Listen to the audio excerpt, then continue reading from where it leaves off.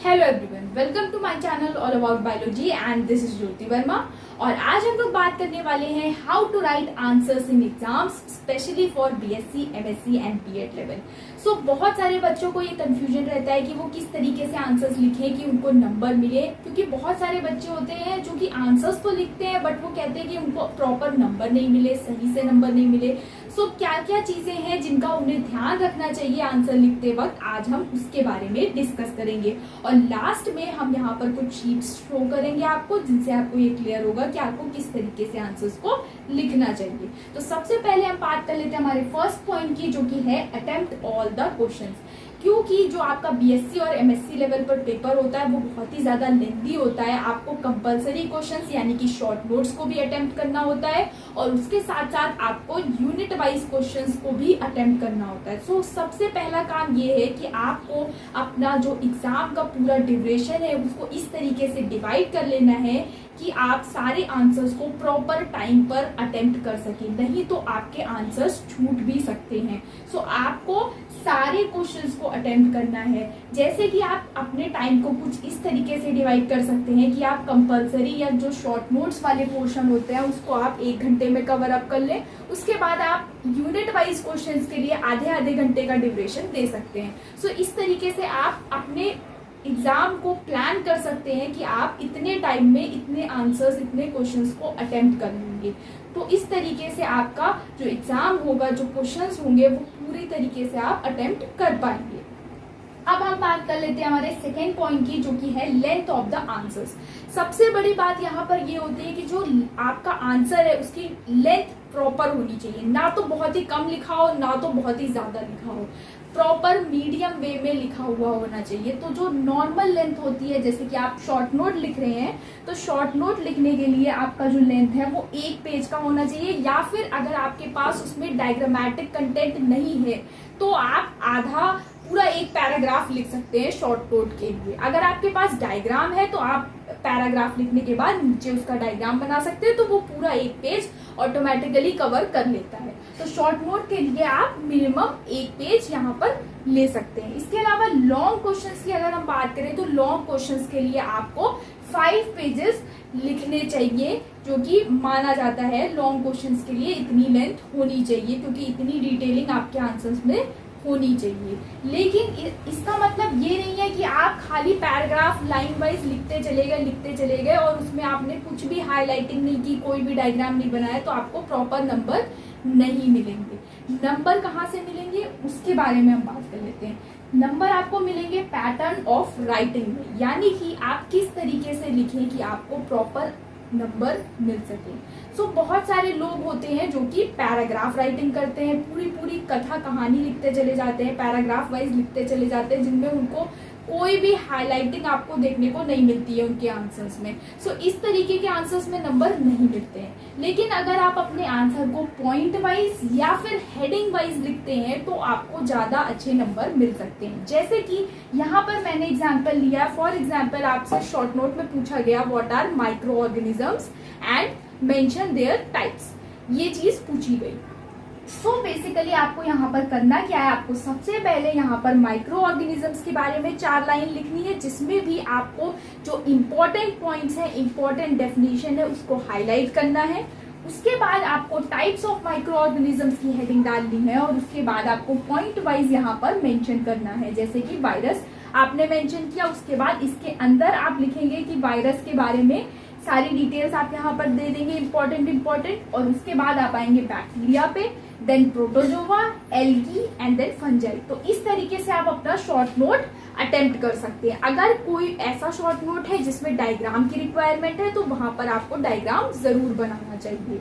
सो इस तरीके से अगर आप आंसर लिखेंगे तो आपको ज्यादा अच्छे नंबर मिलेंगे, क्योंकि एग्जामिनर की नजर जब पॉइंट्स पर पड़ती है, मेन हेडिंग्स पर पड़ती है, तो ज्यादा अच्छे नंबर मिलते हैं।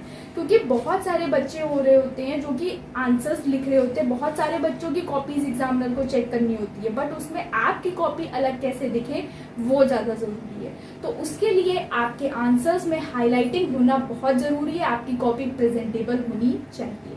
लेकिन इस चक्कर में आप ये मत देखिएगा कि आपके आंसर्स ही छूटते चले जाएं और आप एक दो क्वेश्चन ही छोड़ दो पेपर में। ऐसा नहीं है, आपको सारे क्वेश्चंस भी अटेम्प्ट करने हैं और उसके साथ साथ आपको इस बात का भी ध्यान रखना है कि आपके जो आंसर्स हो वो प्रेजेंटेबल हो, प्रॉपरली रिटन हो।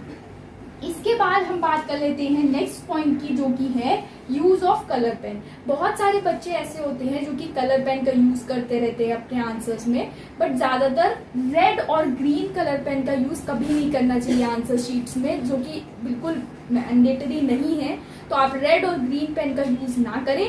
अगर आपको यूज करना है कलर पेन का तो आप स्काई ब्लू कलर का यूज कर सकते हैं, या फिर आप वॉयलेट शेड का यूज कर सकते हैं, या फिर आप ब्लैक पेन का यूज कर सकते हैं चीजों को हाईलाइट करने के लिए, जो कि बहुत ही ज्यादा जरूरी है। अगर आपके आंसर्स में हाईलाइटिंग है, कोई भी इंपॉर्टेंट पॉइंट अगर आपने दूसरे पेन से, दूसरे कलर के पेन से लिख रखा है, तो वो ज्यादा अच्छी तरीके से विजिबल होगा एग्जामिनर को, और इस तुरंत एग्जामिनर को समझ में आ जाएगा कि आपको ये पॉइंट या ये आंसर आता है और उसी के आपको नंबर मिलेंगे।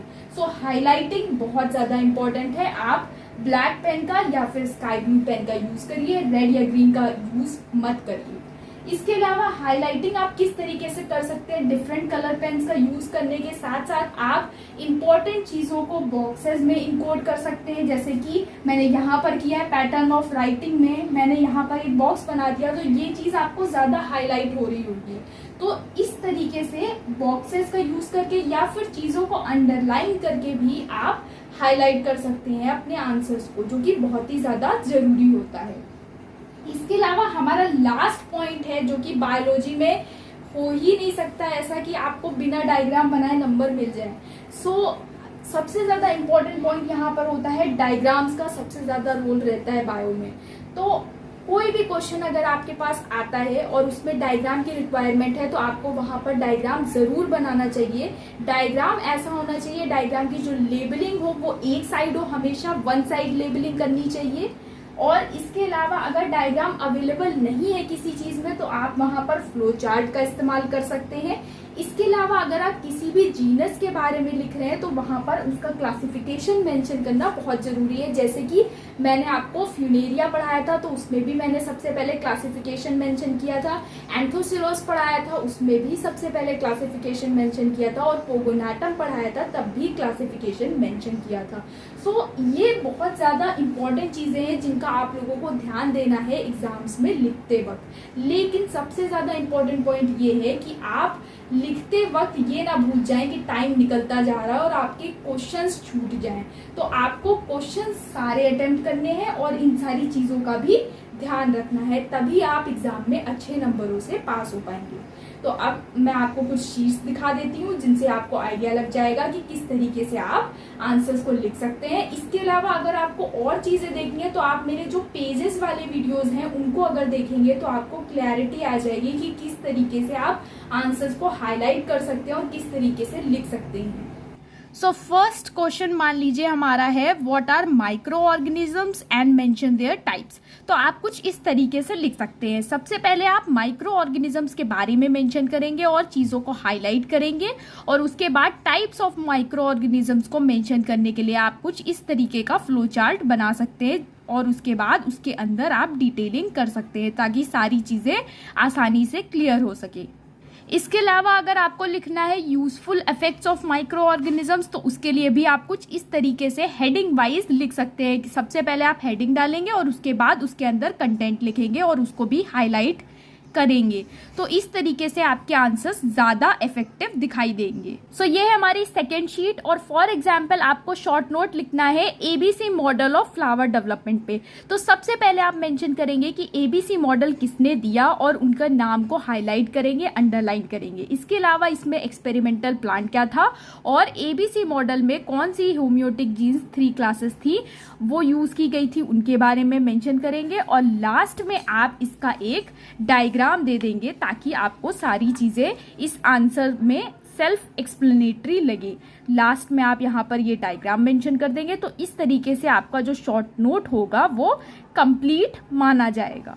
सो नेक्स्ट शीट हमारे पास है ATP एंड इट्स फंक्शंस की। फॉर एग्जांपल अगर आपको कलर पेन यूज नहीं करने, आपको सिर्फ ब्लैक और ब्लू पेन का यूज करके ही अपने आंसर्स को अट्रैक्टिव बनाना है, इफेक्टिव बनाना है, तो उसके लिए भी आप कुछ इस तरीके से अपने आंसर्स को लिख सकते हैं। आपको जो भी टॉपिक मिला है लिखने के लिए उसके की टर्म्स पता होने चाहिए। जैसे कि यहाँ पर ATP के बारे में आपको पता होना चाहिए। ATP का फुल फॉर्म, ATP को energy currency of the cell कहते हैं, और ये टर्म इनकोडेड होना चाहिए, ब्लैक पेन से होना चाहिए, हाईलाइटेड होना चाहिए, तभी आपका आंसर ज्यादा इफेक्टिव माना जाएगा। और स्ट्रक्चर ऑफ ATP के केस में आपको पता होना चाहिए कि उसमें कौन कौन से बॉन्ड्स प्रेजेंट होते हैं और उनको भी आप अंडरलाइन करेंगे। तो इस तरीके से अपने आंसर्स में ब्लैक पेन का यूज करके और अंडरलाइन करके भी आप अपने आंसर्स को इफेक्टिव बना सकते हैं। नेक्स्ट शीट हमारी है क्लासिफिकेशन ऑफ प्लांट किंगडम की। तो इसमें आप देख सकते हैं कि किस तरीके से हमने यहाँ पर फ्लो चार्ट का यूज करके सारी चीजों को एक ही पेज पर समझा दिया है।